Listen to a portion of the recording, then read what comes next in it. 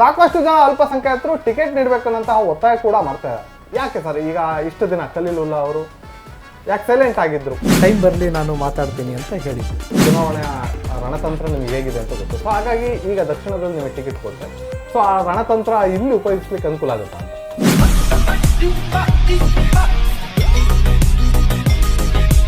So Abdul Jabbar ಅವರು ಸೇರಿದಂತೆ ಇನ್ನೂ ಯಾರ್ಯಾರ್ದಾರು ಎಷ್ಟಿದೆಯಾ ಅಂದರೆ ಈ ಕ್ಷೇತ್ರಕ್ಕೆ ಇಂಥರಿಗೆ ಟಿಕೆಟ್ ಕೊಡಬೇಕು ಅಂತೇಳಿ ಫೈಟಿಂಗ್ ಏನಾದ್ರು ನಡೀತಾ ಇದೆ ಒಳಗೆ? ಅಂದರೆ ಈಗ ದಾವಣಗೆರೆ ದಕ್ಷಿಣ ಕ್ಷೇತ್ರ ಅಭಿವೃದ್ಧಿ ಆಗಿಲ್ಲ ಅನ್ನೋಂತಹ ಒಂದು ಮಾತು ಕೇಳಿ ಬರ್ತಾರೆ.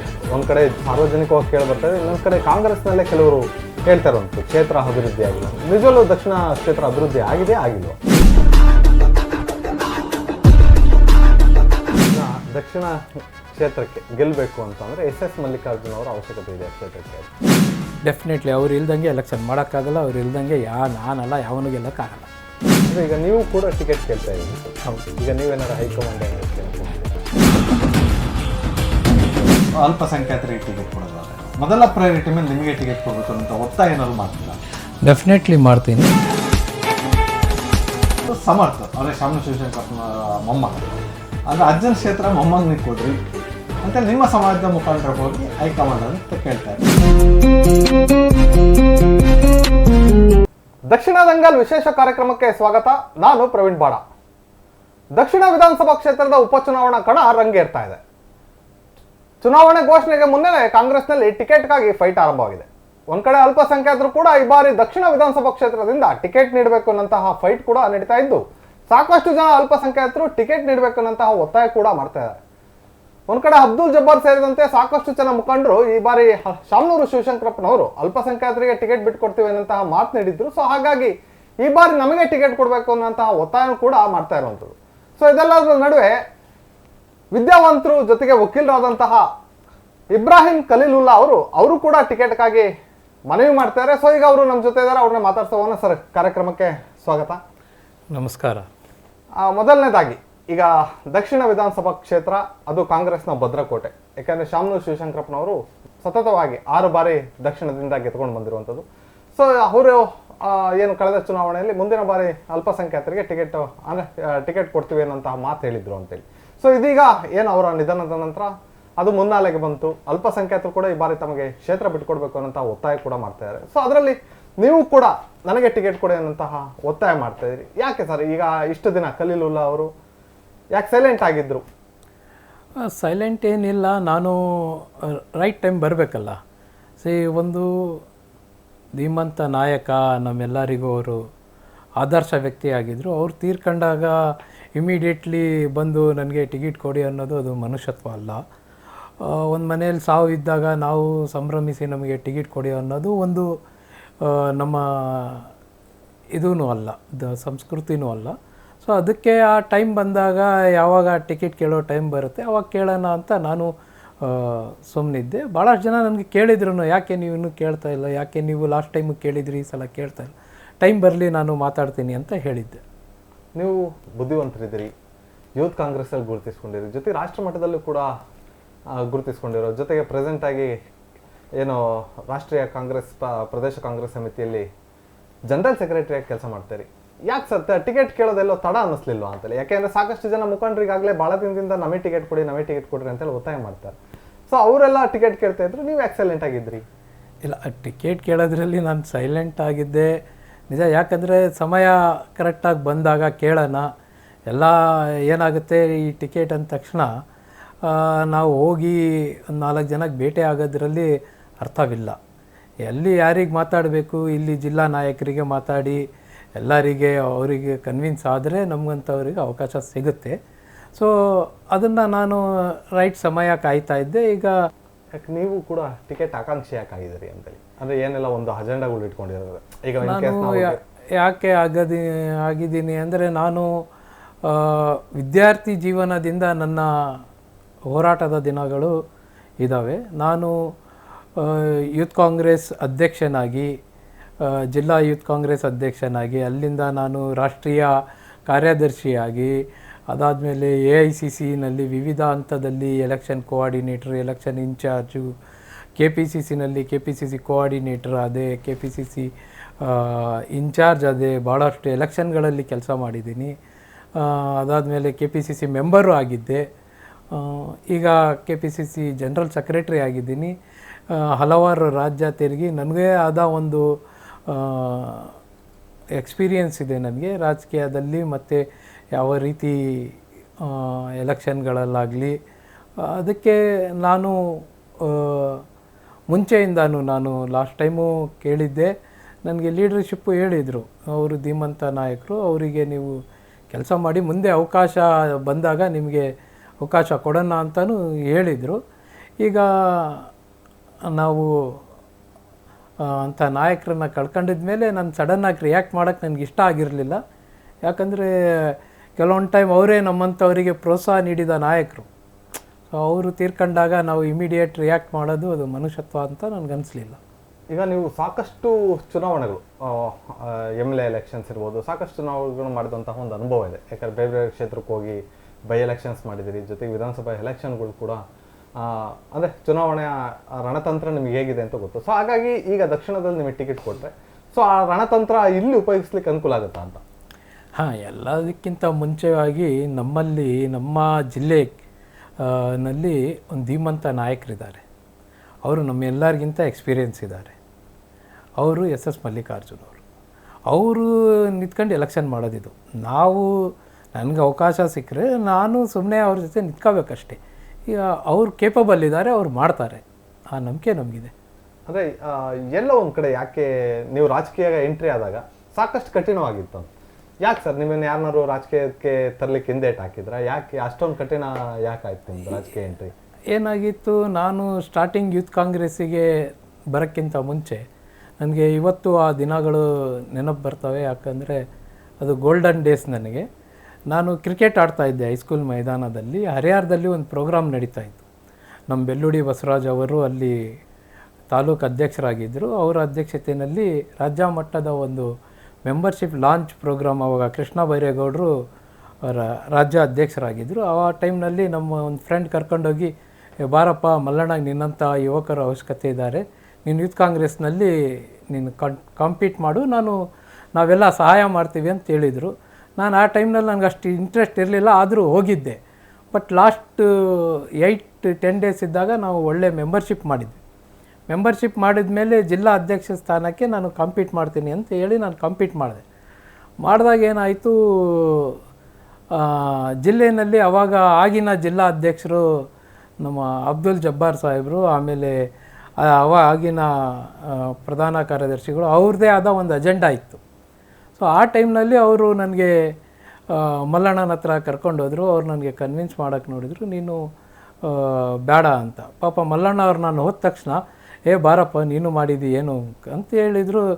ಅವರು ಭಾಳ ಚೆನ್ನಾಗಿ ಅವಾಗ ಪ್ರೀತಿಯಿಂದಾನೇ ಮಾತಾಡಿದರು. ಆದರೆ ಈ ನಾಯಕರಿಗೆ ನಾನು ಇಷ್ಟ ಇರಲಿಲ್ಲ ಯಾರಿಗೂ. ಏನು ಹೊಸಬ ಯಾರೋ ಬಂದುಬಿಡ್ತಾನೆ, ಅವ್ರದ್ದೇ ಆದ ಒಂದು ಕ್ಯಾಂಡಿಡೇಟ್ ಇತ್ತು. ಯೂತ್ ಕಾಂಗ್ರೆಸ್ ಎಲೆಕ್ಷನ್ ಅದು ಫಸ್ಟ್ ಟೈಮ್ ಇಡೀ ಇಂಡಿಯಾದಲ್ಲಿ ಟ್ರಾನ್ಸ್ಫಾರ್ಮೇಷನ್ ಇನ್ ಇಂಡಿಯನ್ ಪಾಲಿಟಿಕ್ಸ್ ಅಂತ ರಾಹುಲ್ ಗಾಂಧಿಯವರು ತೊಗೊಂಡು ಬಂದಿದ್ದರು. ಅದರಲ್ಲಿ ನಾನು ಚೆನ್ನಾಗಿ ಮೆಂಬರ್ಶಿಪ್ ಮಾಡಿದ್ದೆ. ಡೋರ್ ಟು ಡೋರ್ ಕ್ಯಾಂಪೇನು ನಂದು ಚೆನ್ನಾಗಿತ್ತು. ಇದರಲ್ಲಿ ನಾನು ಗೆದ್ದಿದ್ದೆ. ಎಲೆಕ್ಷನ್ ಗೆದ್ರೂ ನನಗೆ ಈ ನಾಯಕರು ಅಗೇನ್ ಜಬ್ಬಾರ್ ಸಾಹೇಬ್ರ ಅಧ್ಯಕ್ಷರಿದ್ರೂ ನನಗೆ ಸ್ಟೇಜಿಗೂ ಸಹ ಕರೀತಾ ಇರಲಿಲ್ಲ, ಅಂಥ ಪರಿಸ್ಥಿತಿ ಇತ್ತು. ಎಲ್ಲ ಒಂದು ಕಡೆ ಅಬ್ದುಲ್ ಜಬ್ಬಾರ್ ಅವರು ನಿಮ್ಮ ರಾಜಕೀಯ ಪ್ರವೇಶಕ್ಕೆ ಏನು ಮುಳ್ಳಾಗಿದ್ರ ಅಂತ? ಆಗಿಂದ ಮಟ್ಟಕ್ಕೆ ಹಂಗಿತ್ತದು, ಅದು ನಿಜ. ನನಗೆ ಯಾರೂ ಅವರು ಅಕ್ಸೆಪ್ಟ್ ಮಾಡಿಲ್ಲ ಸ್ಟಾರ್ಟಿಂಗ್. ಅಂದರೆ ಈಗ ದಾವಣಗೆರೆ ದಕ್ಷಿಣದಲ್ಲಿ ಈಗ ಉಪಚುನಾವಣೆಗೆ ಸಾಕಷ್ಟು ಜನ ಹೆಸರು ಕೇಳಿ ಬರ್ತಾ ಇದೆ. ಅದರಲ್ಲಿ ಪ್ರಮುಖವಾಗಿ ಅಬ್ದುಲ್ ಜಬ್ಬಾರ್ ಅವರು. ಸೊ ಅಬ್ದುಲ್ ಜಬ್ಬಾರ್ ಅವರು ಸೇರಿದಂತೆ ಇನ್ನೂ ಯಾರ್ಯಾರ್ದಾರ ಹೆಸರು ಇದೆಯಾ? ಅಂದರೆ ಈ ಕ್ಷೇತ್ರಕ್ಕೆ ಇಂಥರಿಗೆ ಟಿಕೆಟ್ ಕೊಡಬೇಕು ಅಂತೇಳಿ ಫೈಟಿಂಗ್ ಏನಾದ್ರು ನಡೀತಾ ಇದೆ ಒಳಗೆ? ಇಲ್ಲ, ಹಲವಾರು ಜನ ಕೇಳ್ತಾರೆ. ಅಬ್ದುಲ್ ಜಬ್ಬಾರ್ ಅವರು 3 ಟೈಮು MLC ಆಗಿದ್ದಾರೆ, ರಾಜ್ಯ ಅಧ್ಯಕ್ಷರಾದರು, 3 ಟೈಮ್ ಜಿಲ್ಲಾ ಅಧ್ಯಕ್ಷರಾಗಿದ್ದರು. ಅವರಿಗೆ ಸಾಕಷ್ಟು ಅವಕಾಶಗಳು ಸಿಕ್ಕಿದ್ದಾರೆ. ಅವರೇ ಮುಂದೆ ಬಂತು ನಮ್ಮಂಥ ಯುವ ಪ್ರತಿಭೆಗಳಿಗೆ ಗುರುತಿಸಿ ಅವರೇ ನಮ್ಮ ಜಿಲ್ಲಾ ನಾಯಕರ ಹತ್ರ ಪ್ರತಿಭೆ ಇದ್ದವ್ರಿಗೆ ನೀವು ಕೊಡಿ ಅಂತ ಆ್ಯಕ್ಚುಲಿ ಅವರೇ ಹೇಳಬೇಕು. ಬಟ್ ಅವ್ರು ಕೇಳ್ತಾ ಇದ್ದಾರೆ. ಅವರಿಗೂ ನಾವು ಮನವಿ ಮಾಡ್ತೀವಿ, ಮುಂದೆ ನೀವೇ ನಿಂತ್ಕೊಂಡು ದಕ್ಷಿಣ ಕ್ಷೇತ್ರಕ್ಕೆ ಗೆಲ್ಲಬೇಕು ಅಂತಂದರೆ SS ಮಲ್ಲಿಕಾರ್ಜುನ್ ಅವರ ಅವಶ್ಯಕತೆ ಇದೆ ಕ್ಷೇತ್ರಕ್ಕೆ. ಡೆಫಿನೆಟ್ಲಿ ಅವ್ರು ಇಲ್ದಂಗೆ ಎಲೆಕ್ಷನ್ ಮಾಡೋಕ್ಕಾಗಲ್ಲ. ಅವ್ರು ಇಲ್ದಂಗೆ ನಾನಲ್ಲ ಯಾವನು ಗೆಲ್ಲಕ್ಕಾಗಲ್ಲ. ಈಗ ದಕ್ಷಿಣ ಕ್ಷೇತ್ರ, ಈಗ ನೀವು ನೋಡಿದಂಗೆ ದಕ್ಷಿಣ ಕ್ಷೇತ್ರ ಹೇಗಿತ್ತು, ಹೇಗಾಗಿದೆ? ಯಾಕೆಂದರೆ ಒಂದು ಕಡೆ ಎಲ್ಲೋ ದಕ್ಷಿಣದಲ್ಲಿ ಅಲ್ಲಿ ಮಂಡಕ್ಕಿ ಬಟ್ಟಿ ಇರ್ಬೋದು, ಜೊತೆಗೆ ಅಲ್ಲಿರುವಂಥ ಸ್ಲಮ್ಗಳಿರ್ಬೋದು. ಸೊ ಇವೆಲ್ಲ ನೋಡ್ತಾ ಇದ್ದರೆ ಜನ ಮಾಮೂಲಿಯಾಗಿ ಮಾತಾಡ್ತಾರೆ, ಬಿಡಪ್ಪ ದಕ್ಷಿಣ ಅಭಿವೃದ್ಧಿ ಆಗಿಲ್ಲ, ಎಲ್ಲ ಒಂದು ಕಡೆ ರೋಡ್ ಮಾಡಿದ್ದಾರೆ, ಇಲ್ಲಿ ಬೇಕಾದಂತಹ ಬೇಸಿಕ್ ನೀಡ್ಸ್ ಅಂದರೆ ಒಳ್ಳೆ ಶಾಲೆ ಬರಲಿಲ್ಲ, ಹಾಸ್ಪಿಟ್ಲು ಬರಲಿಲ್ಲ, ಜೊತೆಗೆ ಒಳ್ಳೊಳ್ಳೆ ಎಜುಕೇಷನ್ ಇನ್ಸ್ಟಿಟ್ಯೂಟ್ಗಳು ನಮ್ಮ ಭಾಗಕ್ಕೆ ಬರಲಿಲ್ಲ ಅನ್ನೋಂತಹ ಒಂದು ಕೂಗಿದೆ. ಈಗಲೂ ಕೂಡ ಆ ಬೇಸಿಕ್ ನೀಡ್ಸ್ನ ಪೂರೈಕೆ ಮಾಡಲಿಕ್ಕೆಲ್ಲ ಒಂದು ಕಡೆ ಹಿಂದೇಟಾಯ್ತಾ? ಈಗ ಯಾವ್ಯಾವ ನಾಯಕರು ಇದನ್ನು ಕ್ವಶನ್ ಮಾಡ್ತಾಯಿದ್ರು, ಒಂದು ಕಾಲದಲ್ಲಿ ಇವ್ರ ಜೊತೆನೇ ಇದ್ದರು 25-20 ವರ್ಷ. ಅವಾಗ ಅವ್ರು ಯಾಕೆ ಸುಮ್ಮನೆ ಇದ್ದರು ನೋಡಿ. ಒಂದು MLA, ಒಂದು ಮಿನಿಸ್ಟ್ರ್ ಇದ್ದರೆ ಅಲ್ಲಿನಿರುವ ಲೋಕಲ್ ರೆಪ್ರೆಸೆಂಟೇಟಿವ್ಸ್, ಕೌನ್ಸಿಲರ್ಸ್ ಆಗಲಿ, ಕಾರ್ಪೊರೇಟರ್, ಲೇಟರ್ ಆನ್ ನಾವು ಕಾರ್ಪೊರೇಷನ್ ಆದಾಗ ಕಾರ್ಪೊರೇಟರ್ಸ್ ಆಗಲಿ, ಅವ್ರದ್ದು ಕರ್ತವ್ಯ, ಅವ್ರದ್ದು ಇದು ಭಾಳ ದೊಡ್ಡದಾಗಿರುತ್ತೆ ಪಾತ್ರ. ನಾನು ಹೋಗಿ ನಾನು ಕಾರ್ಪೊರೇಟ್ರು, ಇಲ್ಲ ನಾನು ಅಲ್ಲಿ ಜಿಲ್ಲಾ ಅಧ್ಯಕ್ಷ ಆಗಿದ್ದೆ, ಇಲ್ಲ ನಾನು ಬ್ಲಾಕ್ ಅಧ್ಯಕ್ಷ ಆಗಿದ್ದೀನಿ, ಇಲ್ಲ ನಾನು ಬೇರೆ ಏನೋ ಇದ್ದೀನಿ, ಇದು ಬೇಕಂದರೆ ಅವರು ಆಯಿತು ಅದನ್ನು ಮಾಡೋಣ ಅಂತ ಮಾಡ್ತಾರೆ. ನಮ್ಮ ಇದರಲ್ಲಿ ಪಾಪ್ಯುಲೇಷನ್ ಡೆನ್ಸಿಟಿ ಜಾಸ್ತಿ ಇದೆ. ಅದ್ರ ಮುಖಾಂತರ ಒಂದು ಮಾಸ್ಟರ್ ಪ್ಲ್ಯಾನಿಗೆ ಈಗ ಚೇಂಜ್ ಮಾಡಿ ಮತ್ತೇನೇನೋ ಮಾಡೋಕ್ಕೆ ಪ್ರಯತ್ನ ಮಾಡ್ತಾ ಇದ್ದಾರೆ. ಬಟ್ ನಾವು ಸ್ಕೂಲಿಗೆ ಹೋಗೋ ಟೈಮ್ನಲ್ಲಿ, ಕಾಲೇಜಿಗೆ ಹೋಗೋ ಟೈಮ್ನಲ್ಲಿ ಕೆಸರಿನಲ್ಲಿ ಓಡಾಡ್ತಿದ್ವಿ. ಈಗ ಸಿಮೆಂಟ್ ರೋಡ್ಗಳಾಗಿದ್ದಾವಲ್ಲ, ಅದು ಯಾರು ಮಾಡಿದರು? ತನ್ನಾಗೆ ತಾನೇ ಆಗಿಲ್ಲಲ್ಲ. ಅದು ವರ್ಷಗಳಿಂದ ನಡೀತಿರೋ ನಿರಂತರ ಪ್ರಯತ್ನದ ಪ್ರತಿಫಲ. ಇವತ್ತು ನೀವು ದಾವಣಗೆರೆನಲ್ಲಿ ಎಲ್ಲೋದ್ರೂ ಸಿಮೆಂಟ್ ರೋಡ್ ಇದೆ. ನಾನು ಮಾಡಿಲ್ಲದು, ಇನ್ನೊಬ್ಬರು ಯಾರಾದರೂ ಹೇಳಿದ್ರೆ ಅವರು ಮಾಡೋಕ್ಕಾಗಲ್ಲ. ಯಾಕಂದರೆ ಅದು ವರ್ಷಗಂಟಲೆ ಟೈಮ್ ಹಿಡಿತೈತಿ. ಪೈಪ್ಲೈನ್ಗಳು ಚೇಂಜ್ ಆದವು, ನೀರಿನ ಲೈನ್ಗಳು ಚೇಂಜ್ ಆದವು. ಈಗ ಜಲಶ್ರೀ ಸ್ಮಾರ್ಟ್ ಸಿಟಿ ವರ್ಕ್ ಎಷ್ಟೊಂದು ಆಗಿದೆ. ನಮ್ಮದು ಮಂಡಕ್ಕಿ ಬಟ್ಟಿಗಳಿಗೂ ಸ್ಮಾರ್ಟ್ ಸಿಟಿಗೆ ಏನೋ ಒಂದು ಪ್ಲ್ಯಾನ್ ಮಾಡಿ ಅವರು ಮಾಡೋಕ್ಕೆ ಪ್ರಯತ್ನ ಪಟ್ಟರು, ಆಗಲಿಲ್ಲ. ಮುಂದೆ ಏನೋ ಒಂದು ಮಾಡ್ತೀನಂತ ಹೇಳಿದ್ದಾರೆ. ಡೆವಲಪ್ಮೆಂಟ್ ಆಗೋದಿದೆ, ಇಲ್ಲ ಅಂತ ಹೇಳಲ್ಲ, ಬಟ್ ಇಲ್ಲಿ ತನಕ ಡೆವಲಪ್ಮೆಂಟು ಆಗಿದೆ. ಈಗ ದಾವಣಗೆರೆ ದಕ್ಷಿಣ ಅನ್ನೋದು ಕಾಂಗ್ರೆಸ್ನ ಭದ್ರಕೋಟೆ ಸರ್. ಈ ಭದ್ರಕೋಟೆ ಎಲ್ಲೋ ಒಂದು ಕಡೆ ನಿಮ್ಮ ಕಿತ್ತಾಟದಿಂದಾಗಿ, ಅಂದರೆ ಈಗ ಟಿಕೆಟಿಗಾಗಿ ಏನು ಫೈಟ್ ನಡೀತೈತಲ್ಲ, ಈ ಫೈಟ್ನಿಂದಾಗಿ BJP ಪಾಲಾಗುವಂಥ ಒಂದು ಚಾನ್ಸ್ ಏನಾದ್ರು ಇದೆಯಾ? ಚಾನ್ಸೇ ಇಲ್ಲ. It's not. ನೋಡಿ, ಇದು ಇಬ್ರಾಹಿಮು ಇಲ್ಲ ಇನ್ನೊಬ್ಬರು ಹಂಗಲ್ಲ. ನಮ್ಮ ಜಿಲ್ಲಾ ನಾಯಕತ್ವ, ಮಲ್ಲಣ್ಣನವರ ನಾಯಕತ್ವದಲ್ಲಿ ಎಲ್ಲ ಡೈಜೆಸ್ಟ್ ಮಾಡೋ ಕೆಪಾಸಿಟಿ ಇದೆ. ಅವರಿಗೆ ಯಾರು ಏನಿದ್ರೂ ಅವರು ಡೈಜೆಸ್ಟ್ ಮಾಡಿ ಅದನ್ನು ಎಲೆಕ್ಷನ್ ಮಾಡಿ ಗೆಲ್ಸ್ಕೊಂಡು ಬರೋ ಕೆಪಾಸಿಟಿ ಅವರಿಗಿದೆ. ನಾವು ಏನೋ ಈಗ ಆಕಾಂಕ್ಷಿ, ನಮ್ಗೆ ಅವಕಾಶ ಸಿಕ್ಕರೆ ಮಾಡಬೇಕು, ಅದು ನಿಜ. ಬಟ್ ನಮ್ಮ ಜಿಲ್ಲಾ ನಾಯಕತ್ವದಲ್ಲಿ ಆ ಕೆಪಾಸಿಟಿ ಇದೆ. ಎಂಥ ಪ್ರಾಬ್ಲಮ್ ಇದ್ರೂ ಏನಿದ್ರೂ ಈ ಜಿಲ್ಲೆಯನ್ನು ಸದೃಢವಾಗಿ ನಡೆಸೋ ಕೆಪಾಸಿಟಿ ಅವರಿಗಿದೆ. ಅದ್ರ ಬಗ್ಗೆ ಯಾರೂ ಚಿಂತೆ ಮಾಡೋದು ಅವಶ್ಯಕತೆ ಇಲ್ಲ. ಅಂದರೆ ಎಲ್ಲೋ ಒಂದು ಕಡೆ ಈಗ ಟಿಕೆಟ್ ಲಾಭಿಗೋಸ್ಕರ ಈಗಾಗಲೇ ಹೈಕಮಾಂಡ್ ಹತ್ರ ಹೋಗ್ತಾರೆ. ಈಗ ಮುಖ್ಯಮಂತ್ರಿಯವ್ರನ್ನ ಭೇಟಿ ಮಾಡ್ತಾರೆ, DK ಶಿವಕುಮಾರನ್ನ ಭೇಟಿ ಮಾಡ್ತಾರೆ. ಸೊ ಎಲ್ಲೋ ಒಂದು ಕಡೆ ಇಲ್ಲೇ ಕಾಂಗ್ರೆಸ್ ಅಂದರೆ ಹೈಕಮಾಂಡ್ ಅಂದರೆ ಇಲ್ಲಿ ದಾವಣಗೆರೆಯಲ್ಲಿ ಶಾಮನೂರು ಫ್ಯಾಮಿಲಿ ಅನ್ನೋದಿತ್ತು. ಸೊ ಎಲ್ಲೋ ಒಂದು ಕಡೆ ಅದೆಲ್ಲೋ ಗ್ರಿಪ್ ತಪ್ಪಿ ಈಗ ಮತ್ತೆ ವಿಧಾನಸೌಧದ ಕಡೆ ಹೊರಟಿದೆ ಅಂತ. ಇಲ್ಲ ನೋಡಿ, ನೀವು ಏನು ಎಲ್ಲಿ ಹೋದ್ರೂ ನಾಳೆ ಜಿಲ್ಲಾ ಮಂತ್ರಿಗಳು, ಅತಿಯಾದ ಎಕ್ಸ್ಪೀರಿಯೆನ್ಸ್ ಇರುವ ಮಲ್ಲಣ್ಣನವರ ಒಪಿನಿಯನ್ನು ಭಾಳ ಮಹತ್ವವಾಗಿರುತ್ತೆ. ಅವರು ಯಾರಿಗೂ, ಅಲ್ಪಸಂಖ್ಯಾತರಿರಲಿ, ಅಹಿಂದ ವರ್ಗದವರಿಗಿರಲಿ, ಯಾರಿಗಾದರೂ ಇರಲಿ, ಅವರ ಒಪಿನಿಯನ್ ಇಲ್ಲದಂಗೆ ಏನೂ ಆಗಲ್ಲ. ಹೈಕಮಾಂಡು ಆ ರೀತಿಯ ಯಾವುದೇ ಡಿಸಿಷನ್ ಇಲ್ಲ. ನಮ್ಮ ಕಾಂಗ್ರೆಸ್ನಲ್ಲಿ ಲೋಕಲ್ ನಾಯಕತ್ವ, ಲೋಕಲ್ಲಿಗೆ ಭಾಳ ಬೆಲೆ ಇದೆ. ನಾನು ರಾಷ್ಟ್ರೀಯ ಮಟ್ಟದಲ್ಲಿ ಕೆಲಸ ಮಾಡಿದ್ದೀನಿ, KPCCನಲ್ಲಿ ಜನರಲ್ ಸೆಕ್ರೆಟ್ರಿ ಆಗಿದ್ದೀನಿ. ಅಲ್ಲಿ ಹೋದರೆ ನಾವು ಲೋಕಲ್ ಒಪಿನಿಯನ್ನೇ ನಾನು ತಗೊಳ್ಳೋದು. ನಾನು ಪ್ಯಾರಾಶೂಟಾಗಿ ನಾನು ಇದು ಮಾಡ್ತೀನಂದರೆ ಅದು ಆಗಲ್ಲ. ಅಲ್ಲಿ ಲೋಕಲ್ ಲೀಡರ್ಸು, ಲೋಕಲ್ ಕಾರ್ಯಕರ್ತರು, ಲೋಕಲ್ ನಾಯಕರ ಮಾತು ಕೇಳಬೇಕಾಗುತ್ತೆ. ಅದು ಕಾಂಗ್ರೆಸ್ಸಿನ ಸಿದ್ಧಾಂತದಲ್ಲೇ ಇದೆ. ಈಗ ದಾವಣಗೆರೆ ದಕ್ಷಿಣ ವಿಧಾನಸಭಾ ಕಾಂಗ್ರೆಸ್ನ ಭದ್ರಕೋಟೆ ಆಗಲಿಕ್ಕೆ ಕಾರಣ ಏನು ಸರ್? ನಮ್ಮಲ್ಲಿ ಏಬಲ್ ಲೀಡರ್ಶಿಪ್ ಇದೆ. ಹಲವಾರು BJP ನಾಯಕರು ಕಂಟೆಸ್ಟ್ ಮಾಡಿದರು. JDSಯಿಂದ, ನಮ್ಮ ಸಮಾಜದಿಂದ ಭಾಳ ಜನ ಕಂಟೆಸ್ಟ್ ಮಾಡಿದರು. ಆಗಿನ ನಮ್ಮ ನಾಯಕರಾದ ಶಾಮನೂರು ಶಿವಶಂಕರಪ್ಪ ಅವರ ಹತ್ರ ಒಂದು ಕೆಪಾಸಿಟಿ ಇತ್ತು. ಎಲ್ಲ ಸಮಾಜಗಳನ್ನು ಒಗ್ಗೂಡಿಸ್ಕೊಂಡು ಎಲ್ಲರನ್ನ ಜೊತೆಗೆ ತಗೊಂಡೋಗಿ, ಒಂದು ಬರೀ ಅಲ್ಪಸಂಖ್ಯಾತರು ಅಹಿಂದ ಅಂತಲ್ಲ, ಎಲ್ಲರೂ ಜೊತೆಗನ್ನು ತಗೊಂಡೋಗಿ ಅವರು ಗೆಲ್ತಿದ್ರು. ಆ ಭಾವನೆ ಇದೆಲ್ಲ. ಶಾಮನೂರು ಶಿವಶಂಕರಪ್ಪ ಅನ್ನೋದು ಬರೀ ಒಂದು ಇದು ಇರಲಿಲ್ಲ, ಅದು ನಮ್ಮ ದಾವಣಗೆರೆಯ ಒಂದು ಎಮೋಷ್ನಲ್ ಅಟ್ಯಾಚ್ಮೆಂಟ್. ಅದು ಆ ಅಟ್ಯಾಚ್ಮೆಂಟಿಂದ ನಾವು ಇದನ್ನು ಭದ್ರಕೋಟೆಯಾಗಿ ಮಾಡ್ಕೊಂಡು ಬಂದ್ವಿ. ಇಲ್ಲಿ definitely we have backward votes more, but ಭಾಳಷ್ಟು ಕಡೆ ಬ್ಯಾಕ್ವರ್ಡ್ ವೋಟ್ಸ್ ಜಾಸ್ತಿ ಇದ್ದಿದ್ದ ಕಡೆನೂ ನಾವು ಸೋತಿದ್ದೀವಿ. ಅವರು ಆ ಏಬಲ್ ಲೀಡರ್ಶಿಪ್ ಇತ್ತು ನಮ್ಮ ದಾವಣಗೆರೆಯಲ್ಲಿ. ಆ ಏಬಲ್ ಲೀಡರ್ಶಿಪ್ ಎಲ್ಲರನ್ನ ಒಗ್ಗಟ್ಟಾಗಿ ತಗೊಂಡೋಗಿದೆ. ಅದಕ್ಕೆ ನಾವು ಇದನ್ನು ಭದ್ರಾಕೋಟೆಯಾಗಿ ಉಳಿಸ್ಕೊಳ್ಳೋಕೆ ಸಾಧ್ಯ ಆಯಿತು. ಅಂದರೆ ಈಗ ದಕ್ಷಿಣ ವಿಧಾನಸಭಾ ಕ್ಷೇತ್ರ ಅಂದ ತಕ್ಷಣ ಅಲ್ಲಿ ಅಲ್ಪಸಂಖ್ಯಾತರ ಓಟ್ ಜಾಸ್ತಿ ಇದೆ. ಸೊ ಕೇವಲ ಅಲ್ಪಸಂಖ್ಯಾತರ ಓಟ್ ಅಷ್ಟೇ ಅಲ್ಲ, ಅಹಿಂದ ವರ್ಗದ ಓಟ್ ಕೂಡ ಇದೆ. ಅವೆಲ್ಲ ವರ್ಗದ ಸಮುದಾಯಗಳು ಅಂದರೆ ಶಾಮನೂರು ಶಿವಶಂಕರಪ್ಪನವರು ಸರ್ವ ಜನಾಂಗಕ್ಕೂ ಕೂಡ ಬೇಕಾದವರು. ಸೊ ಹಂಗಾಗಿ ಅವ್ರನ್ನ ನಿರಂತರವಾಗಿ ಗೆಲ್ಲಿಸ್ಕೊಂಡು ಬಂದ್ರ ಹೇಗೆ? ಹೌದು ಹೌದು ಹೌದು, ಅದರಲ್ಲಿ ಎರಡು ಮಾತೇ ಇಲ್ಲ. Is extraordinary leader. ಅವರಿಗೆ ಒಂದು ದೈವ ಶಕ್ತಿ ಇತ್ತು. ಯಾರು ಅವ್ರ ವಿರುದ್ಧವಾಗಿ ಮಾತಾಡಿದ್ರು ಹೋಗಿ ಅವರು ಮಾತಾಡಿಬಿಟ್ರೆ ಆಯಿತು ಸರ್ ಅಂತ ಆಯಿತು ಸರ್ ನೀವು ಹೇಳ್ದಂಗೆ ಆಗಲಿ ಅಂತ ಬರ್ತಿದ್ರು ವಿನಃ ಯಾರು ಅವರಿಗೆ ವಿರೋಧ ಮಾಡೋರು ಇರಲಿಲ್ಲ. ಈಗ ಹೈಕಮಾಂಡ್ ಡಿಸಿಷನಿಗೆ ನಾವು ಎಲ್ಲರೂ ಅವ್ರ ನಾಯಕತ್ವದಲ್ಲೇ ನಾವು ಎಲೆಕ್ಷನ್ ಮಾಡಬೇಕು, ಇಲ್ಲ ಅಂದರೆ ಅದು ಕಷ್ಟ ಸಾಧ್ಯ. ಈಗ ಹೈಕಮಾಂಡು ಈಗ ಬೇರೆ ಅಭ್ಯರ್ಥಿ ಪರವಾಗಿ ಒಲವಿದ್ದು ಇನ್ ಕೇಸ್ ಇಂಥವರೇ ಅಭ್ಯರ್ಥಿ ಆಗಬೇಕು ಅಂದರೆ ನಿಮ್ಮ ಪ್ರಕಾರ ಯಾರಾದರೆ ಸೂಕ್ತ? ಈಗ ನೀವು ಅಭ್ಯರ್ಥಿ ಆಗಬೇಕು, ಓಕೆ ನಾವು ಒಪ್ಕೊಳ್ತೀನಿ, ಓಕೆ ಅಂತ. ಈಗ ಜನರಲ್ಲಿ ಇರ್ತವೆ, ಇಲ್ಲ ಪಕ್ಷದಲ್ಲಿರುತ್ತೆ. ಸೊ ಇಂಥವ್ರಿಗೆ ನಾವು ಟಿಕೆಟ್ ಕೊಟ್ಟರೆ ನಮಗೆ ಅನುಕೂಲ ಆಗುತ್ತೆ. ಸೊ ಆ ರೀತಿ ಹೈಕಮಾಂಡ್ ಯಾರಿಗಾರು ಟಿಕೆಟ್ ಕೊಟ್ಟರೆ ಅದು ಯಾರಿಗೆ ಕೊಡಬೇಕು? ಯಾರಿಗಾದರೂ ಕರ್ಲಿ, ಯಂಗ್ಸ್ಟರ್ಸಿಗೆ ಕೊಡಲಿ. ಅಂದರೆ ನಿಮ್ಮ ಸಮಾಜದ ಯಂಗ್ಸ್ಟರ್ಸಿಗೆ ಕೊಡಬೇಕಾ ಹೇಗೆ? ಯಾರಿಗಾದರೂ ಹೈಕಮಾಂಡ್ ಡಿಸಿಷನ್ ತಗೊಳುತ್ತೆ ಅನ್ನೋ ಟೈಮ್ನಲ್ಲಿ ಕೇಳೋದು ನನ್ನ ಹಕ್ಕು. ಸೂಕ್ತವಾದ ನಿರ್ಧಾರ ತಗೊಳ್ಳೋದು ಹೈಕಮಾಂಡಿಗೆ ಬಿಟ್ಟಿದ್ದು. ಹೈಕಮಾಂಡು ಲೋಕಲ್ ನಮ್ಮ ನಾಯಕತ್ವದ ಜೊತೆ ಡಿಸ್ಕಸ್ ಮಾಡಿ ಯಾರು ಸೂಕ್ತ ಅಂತ ಅವ್ರು ಡಿಸೈಡ್ ಮಾಡ್ತಾರೆ, ಅವರು ಮಾಡ್ತಾರೆ. ಅದು ನಮ್ಮ ಸಮಾಜದಲ್ಲೂ ಕೇಳ್ತಾರೆ, ಅಹಿಂದ ಸಮಾಜದಲ್ಲೂ ಕೇಳ್ತಾರೆ, ಇನ್ನೊಂದು ಸಮಾಜದಲ್ಲೂ ಕೇಳ್ತಾರೆ. ಅದರಲ್ಲಿ ಕೇಳೋದ್ರಲ್ಲಿ ಇದು ಇಲ್ಲ. ನಾವು ಕೇಳ್ತೀವಿ, ಅವರು ಕೇಳ್ತಾರೆ, ಇವರು ಕೇಳ್ತಾರೆ. ಆದರೆ ಹೈಕಮಾಂಡ್ ಒಂದು ಡಿಸಿಷನ್ ತಗೊಳ್ಳುವಾಗ ಯುವಕರಿಗೆ ಕೊಡಿ ಅಂತ ನಾನು ನನ್ನ ಒಂದು ಅಪೀಲ್ ನಾನು ಮಾಡ್ತೀನಿ. ಈಗ ನೀವು ಸಾಕಷ್ಟು ಓದ್ಕೊಂಡಿದ್ದೀರಿ ಸರ್, ಒಂದು ಕಡೆ ವಕೀಲ ವೃತ್ತಿ ಮಾಡ್ಕೊಂಡು ಬರ್ತಾ ಇದ್ದೀರಿ. ಸರ್ ಇಷ್ಟೆಲ್ಲ ವಿದ್ಯಾವಂತರಾಗಿ ಕ್ಷೇತ್ರದ ಜನರಿಗೆ ಹೇಳ್ತೀರಿ, ಜೊತೆಗೆ ಪಕ್ಷದ ಕಾರ್ಯಕರ್ತರಿಗೆ ಏನು ಹೇಳಲಿಕ್ಕೆ ಬಯಸ್ತೀರಿ? ನೋಡಿ, ನಮ್ಮ ದಾವಣಗೆರೆಯನ್ನು ದಿವಂಗತ ನಮ್ಮೆಲ್ಲರ ನಾಯಕರಾದ ಶಾಮನೂರು ಶಿವಶಂಕರಪ್ಪ ಅವರು ಸರ್ವ ಜನಾಂಗದ ಶಾಂತಿಯ ತೋಟವನ್ನಾಗಿ ಮುನ್ನಡೆಸ್ಕೊಂಡು ಬಂದಿದ್ದಾರೆ. ಅದನ್ನು ಕಾಪಾಡ್ಕೊಂಡು ಹೋಗೋ ಜವಾಬ್ದಾರಿ ದಾವಣಗೆರೆ ಜನತೆಯಿಂದ ಹಿಡ್ಕೊಂಡು ಒಂದು ಕಾರ್ಯಕರ್ತರಿಂದ ಹಿಡ್ಕೊಂಡು ನಾಯಕರ ತನಕನೂ ನಮ್ಮ ಜವಾಬ್ದಾರಿ ಇದೆ. ಅದನ್ನು ನಾವು ಎಲ್ಲರೂ ಸೇರಿ ಎಲ್ಲರನ್ನ ಪ್ರೀತಿಸೋಣ, ಯಾರಿಗೂ ದ್ವೇಷಿಸೋದು ಬೇಡ.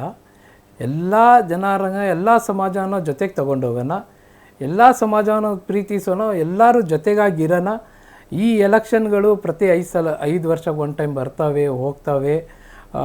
ನಮ್ಮ ಹೈಕಮಾಂಡು ಏನೋ ಒಂದು ಡಿಸಿಷನ್ ತೊಗೊಳುತ್ತೆ, ಯಾರಿಗಾಗುತ್ತೆ ಅದೃಷ್ಟ. ನಾನು ಕೇಳೋದಿದೆ, ನಮ್ಮ ಜಿಲ್ಲಾ ನಾಯಕತ್ವನೂ ಅದ್ರ ಬಗ್ಗೆ ಡಿಸಿಷನ್ ತಗೊಳುತ್ತೆ. ನಾವು ಮಾತ್ರ ನಮ್ಮ ಹಿರಿಯರು ಏನು ನಮಗೆ ಒಂದು ದಾರಿ ಹಾಕಿ ಕೊಟ್ಟಿದ್ದಾರೆ. ಅವರು ಇದು ದಾವಣಗೆರೆ ಮುಂಚೆ 90ಸ್ನಲ್ಲಿ ಏನಾಗಿತ್ತು, ಕೆಲವೊಂದು ಡಿಸ್ಟರ್ಬೆನ್ಸ್ ಆಗಿತ್ತು, ಅದು ಆಗಬಾರ್ದಂತ ಅವರು ಭಾಳ ಶ್ರಮಪಟ್ಟು ಈ ದಾವಣಗೆರೆಯನ್ನು ಕಾಪಾಡ್ಕೊಂಡು ಬಂದು ಅವರು ಒಂದು ದಾರಿ ಹಾಕಿಕೊಟ್ಟಿದ್ದಾರೆ. ಆ ದಾರಿನಲ್ಲಿ ನಾವು ಎಲ್ಲರೂ ಜೊತೆಗೆ ನಡೆಯೋಣ ಅಂತ ಒಂದು ನಾನು ಅಪೀಲ್ ಮಾಡ್ಕೊತೀನಿ ಎಲ್ಲರಿಗೆ.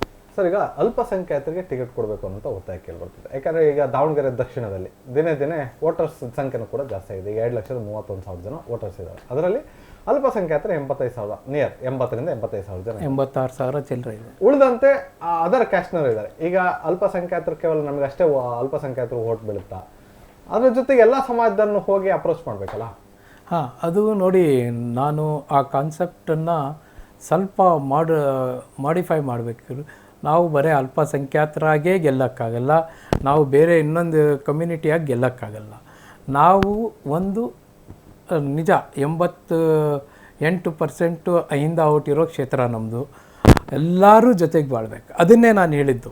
ನಮ್ಮ ಧೀಮಂತ ನಾಯಕರು ದಿವಂಗತ ಶಾಮನೂರು ಶಿವಶಂಕರಪ್ಪ ಅವರು ಇಲ್ಲಿ 88% ಅಹಿಂದ ಓಟ್ ಇದ್ರೂ ಸತತವಾಗಿ 6 ಸತಿ ಗೆಲ್ಲದಿದೆಯಲ್ಲ, ಆ ನಾಯಕತ್ವವನ್ನು ನಾವು ಫಾಲೋ ಮಾಡಬೇಕು. ಅಂದರೆ ಲಿಂಗಾಯತ ಸಮಾಜದವರಾಗಿದ್ದರೂ ಕೂಡ ಸರ್ವ ಜನಾಂಗದವರಿಗೆ ಚೆನ್ನಾಗಿದ್ರು, ಎಲ್ಲರ ಜೊತೆ. ಅವರು ಲಿಂಗಾಯತ ಸಮಾಜ ಇಲ್ಲಿ ಕಡಿಮೆ ಸಂಖ್ಯೆಯಲ್ಲಿ ಇರ್ಬೋದು, ಆದರೆ ಅವರು ಲಿಂಗಾಯತ ಸಮಾಜದ ನಾಯಕರಾದ್ರೂ ಅವರು ಎಲ್ಲ ಸಮಾಜದ ನಾಯಕರಾಗಿದ್ದರು. ಆ ಪ್ರವೃತ್ತಿ ನಾವು ಬೆಳೆಸ್ಕೋಬೇಕು.